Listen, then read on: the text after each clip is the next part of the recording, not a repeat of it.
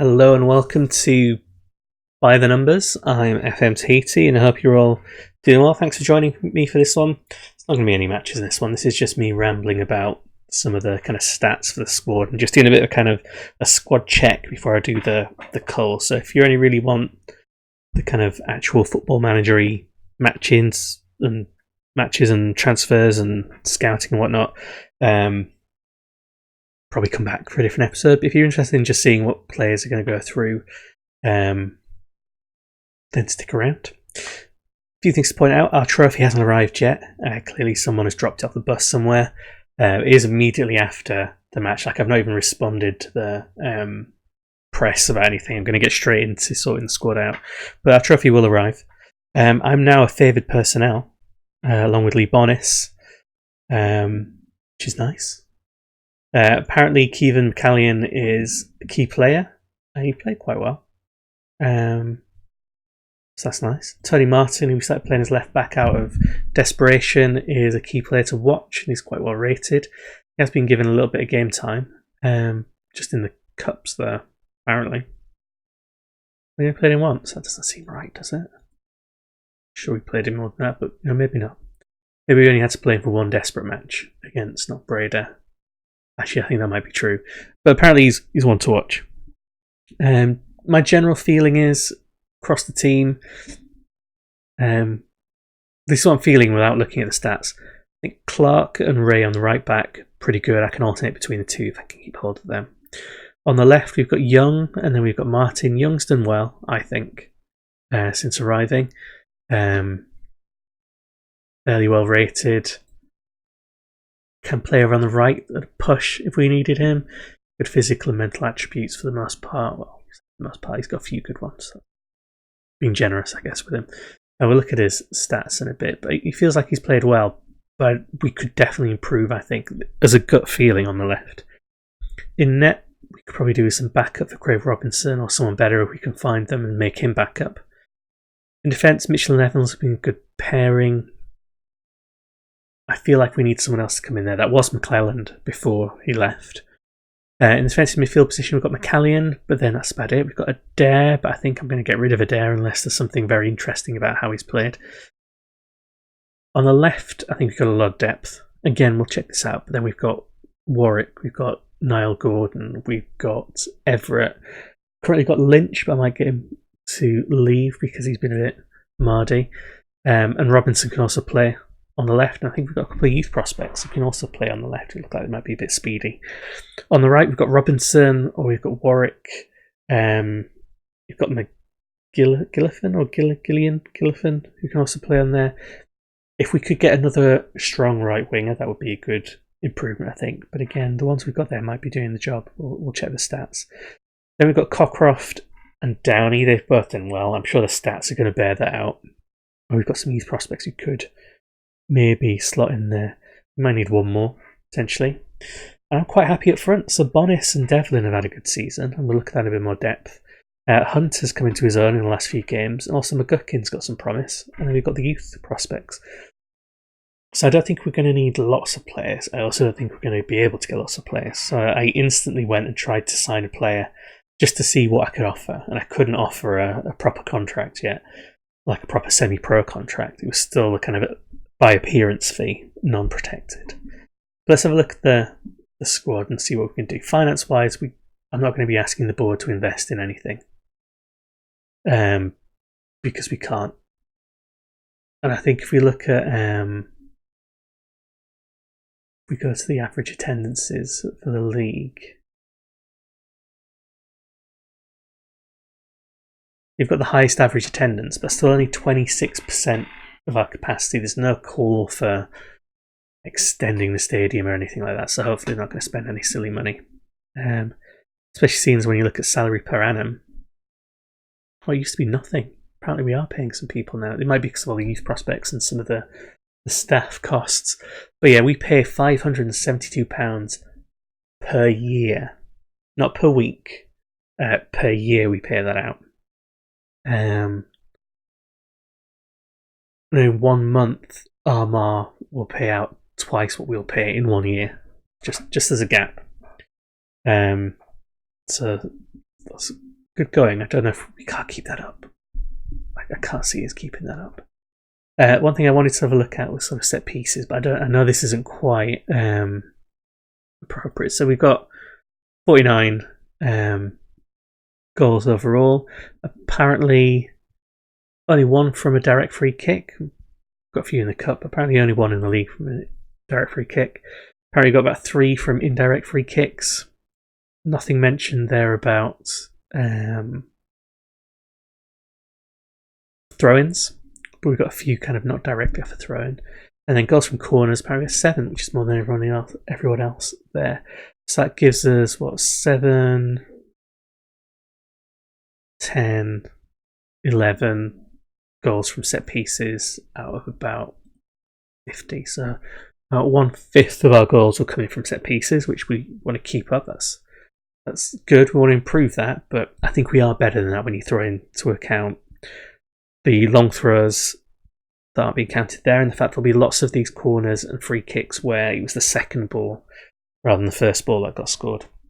So I think as a team, we're working quite well with that. Let's look at the squad, and let's just have a general look at a few things and then break it down. So one thing we can look at, what's the average rating?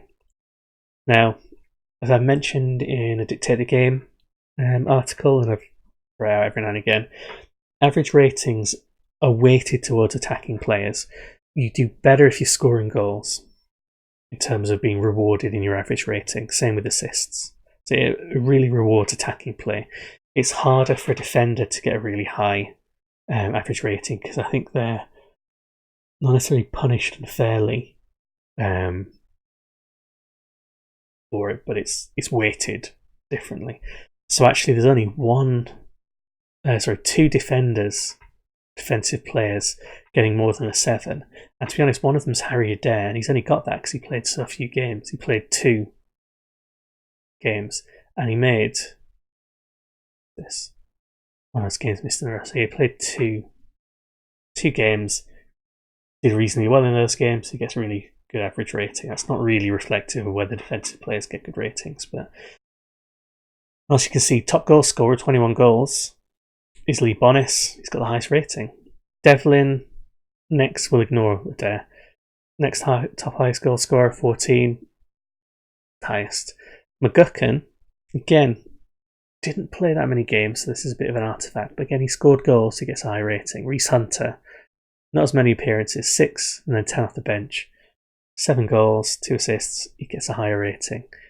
So you can see how goals bump people up, and even things like Robinson, Downey, and Mitchell have all got quite a few goals, which is why they're up here. So I'm not going to use average rating alone as a kind of rating for them. But let's build to the squad. Look at goalkeepers first, just Robinson. I have been looking at his XG against, and he is performing efficiently. So he's keeping out more goals than you'd expect on average. He's doing better than the average keeper. It was around, I think, 11 or 12 goals generally, and when you look at ones just on target, then it's about, I think, 7 goals. So not as impressive, but still better than average. So he's doing well. He did well last season, and we originally signed him because of that kind of overperformance. So even though he has a few sloppy moments with long distance shots, he's been doing all right. And if we look at, which generally might be easy to look at here, how many conceded? 24 conceded in the league. 38 overall out of 36 competitively.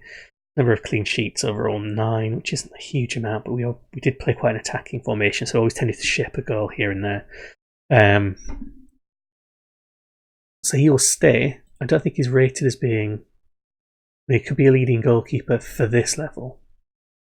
He might not be a championship level keeper, but he's reasonably enough. So either we need someone better than him so he can become backup, or someone to be backup to him and we'll trust him.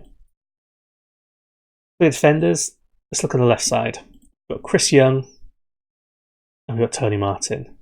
Tony Martin's not really played enough to kind of make an impression. If you look at Chris Young's kind of stats here, so points won per game when he's playing 2.13, so he's involved 63% game win ratio. So he's been involved in a lot of our good games.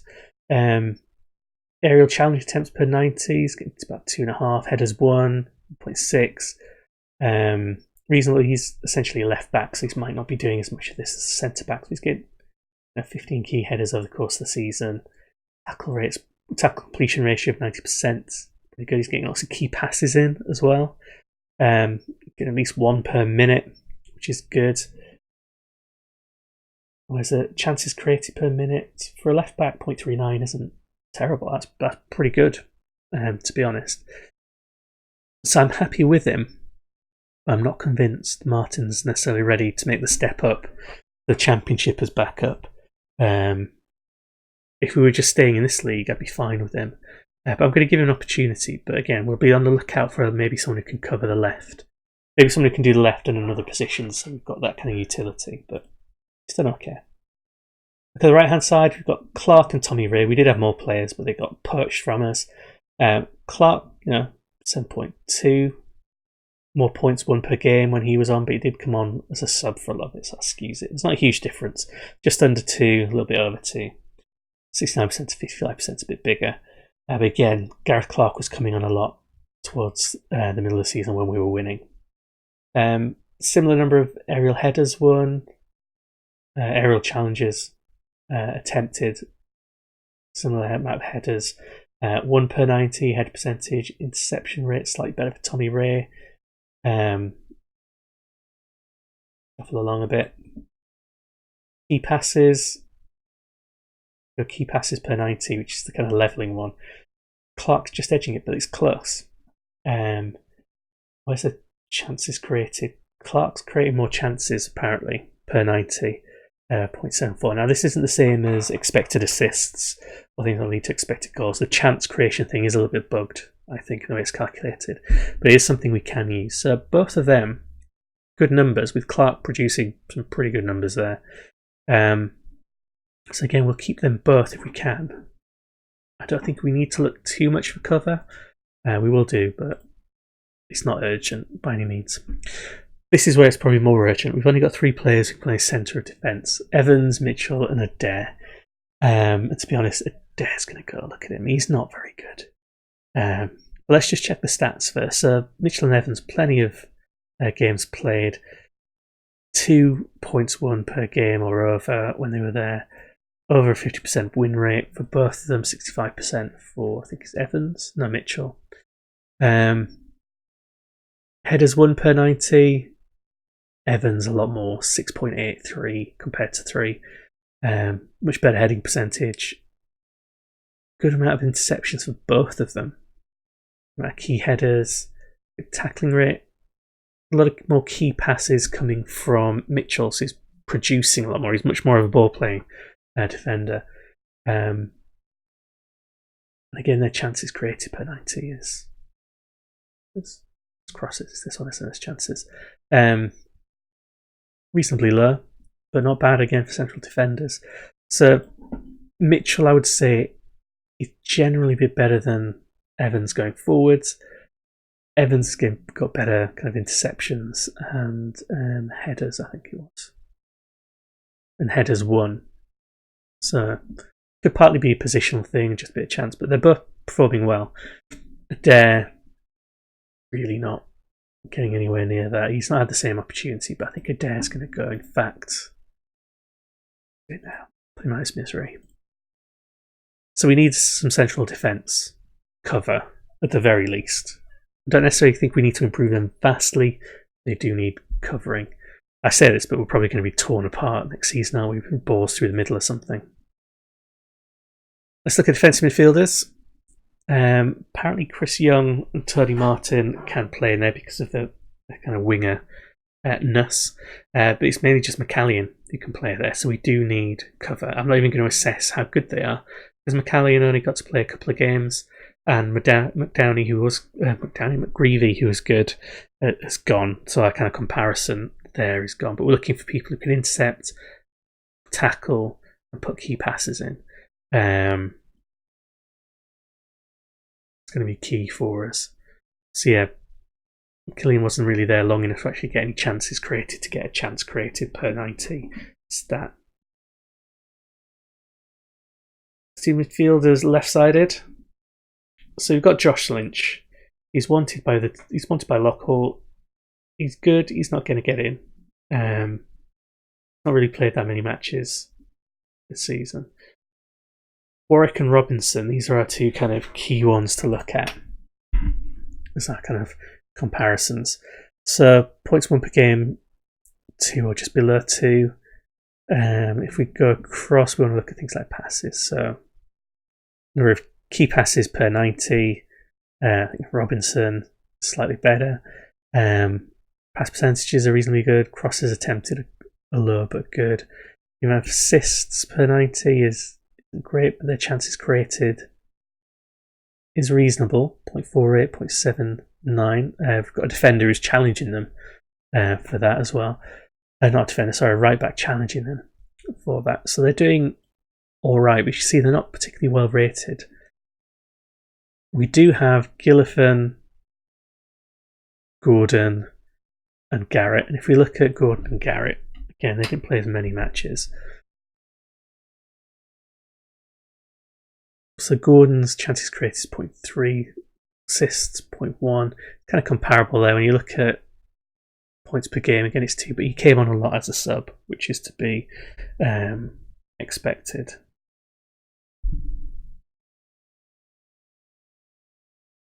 Let's move on then. Attacking midfield. Let's look at the right-sided ones. We kind of looked at that. So there's Warwick and Robinson. We need someone else. Allen can cover in there if we need him to, but he really hasn't played. I mean, he's literally not played this season. Walker, again, he's not played this season. I'm not particularly inspired by either of them. They're rated quite highly potentially, but I've not seen anything from them when I have played them in the past season to make me think that we need to give them a chance. If we look at the centre of midfield or attacking midfield, we've got Cockcroft and Downey, Lynch and Walker. See, Lynch would be good to keep for this, but I don't think he's going to be happy with doing that. Let's look at these two. Cockcroft at the top. Again, 2 points won per game for both of them. Game won ratio is pretty much the same. Looking here at things like key passes per 90, so 1.96, 2.82. So Downey's edging them slightly. Both making similar number of passes though. Assists per 90, very similar. Chances created. Downey again is kind of edging that one. So it might be that we give Downey a little bit more game time, a few more starts than he did this season. Because Cockcroft was kind of in charge of that. But again, we do need someone to cover. We need someone in that kind of third slot. I don't know why I did that. And then let's just look up front. So we've got Gillifan and O'Kane we can ignore. O'Kane came off bench once. We had him as cover just in case. We look at Devlin and Bonis here. So again, just over 2 points won per game. Headers won per 90. Bonis getting 10 compared to Devlin's 4 because Bonis is in the target man position, isn't he? A lot of key headers being made by Bonis there. Key passes per 90. Bonis is a little bit more kind of creative in that sense. Chances created per 90. Again, Bonis is kind of the provider for a lot of this. Even though he's the target man. And they're both on attack, but they're both producing for each other. Again, 0.2, 0.31. So Bonis is kind of pitching it. In terms of shots per 90, or shots on target per 90, again, Bonis is getting more on target away. Their shots on target ratio is the same though. So Devlin should produce about the same amount if he just had more shots. And again, Bonis is rated, Devlin's rated. They could both improve. I'm happy with both of them, but obviously Bonis is getting some interest now. If we look at Reese Hunter and McGuckin, again, they didn't have a huge amount of game time compared to the others. But if we look at this at the other end, where's my goals per 90 gone? I'm sure I used to have a goal per 90, but it doesn't matter too much. But points won, they're about the same. Headers won. Got McGuckin winning more. He's a better header. He's played more in that target man role, so that makes sense. We look across at assists. McGuckin's apparently not got any. There, Hunter's got 0.25, which is decent. Chances created.